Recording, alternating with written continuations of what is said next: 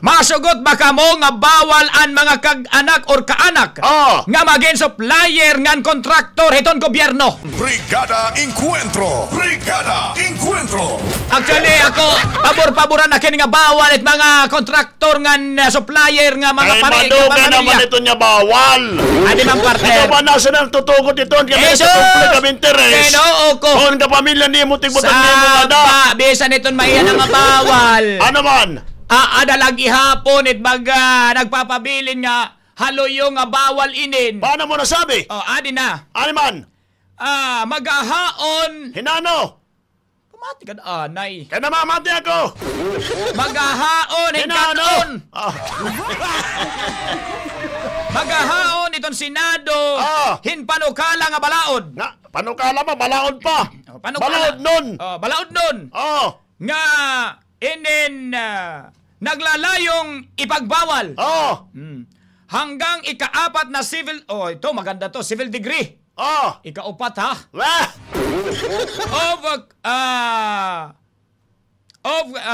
Consanguinity and affinity.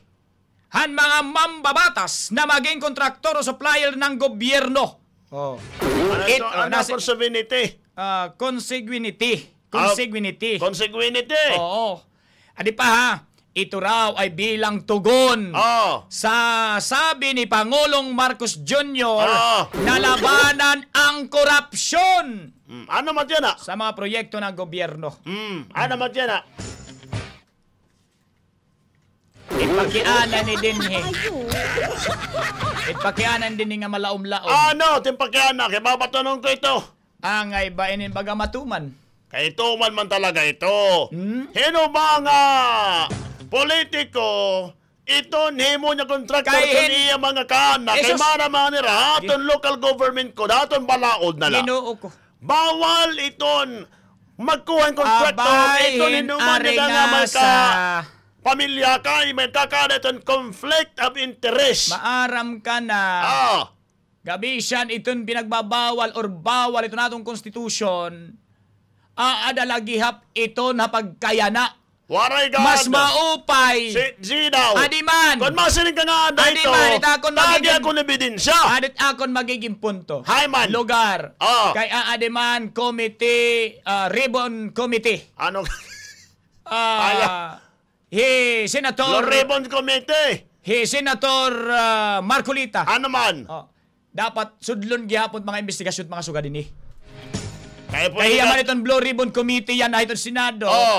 Sudlon niya inin nga mga ginahaon niya na itong Senado nga mga balaod nun. Katubtob ha, ika-4 kadigre. Kaya ano susudlon niya? Kaya naman niya mag-iimbestiga. Balaod nun pamanlain Yan na, pwede naman niya mag-imbestiga. Kay bangin. Pwede mag-imbestiga. Kay bangin yan na, kay maram kita, yan na pala. Damo ito at kalakaran yan na. Waray! Ay, nako! Huna-huna mo lang ito nga mayada. Akala mo lang mayroon pero wala. Nako! Wala! Hino ba itkawatan nga magsusumati ang nangangawat hiya? Hino ba iton mga ngawat nga magsusumat nga mga ngawat hiya? Ito naton mga kontraktor. Ito naton mga politiko. Diriton mga kawatan, inaano ka? Pagsiring nga kontraktor kawatan, itagsinisiring din Heno man, tinutukoy na kawatan. Halimbawa, ikaw. Heno nga, tinutukoy na kawatan. Congressman ka. So, congressman kawatan. Ikaw na tagsisiniring nga kawatan. Kaya kung nasa nga ikaw, congressman ka. So, congressman kawatan. Di ba nga nagtapos? Sige. Halimbawa, congressman ka. Kawatan congressman. Tapos, o sino, mayor ka.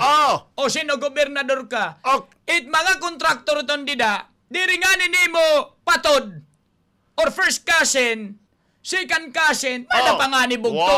Pero, ibalait gingangaran. Waray God! Ay, nako!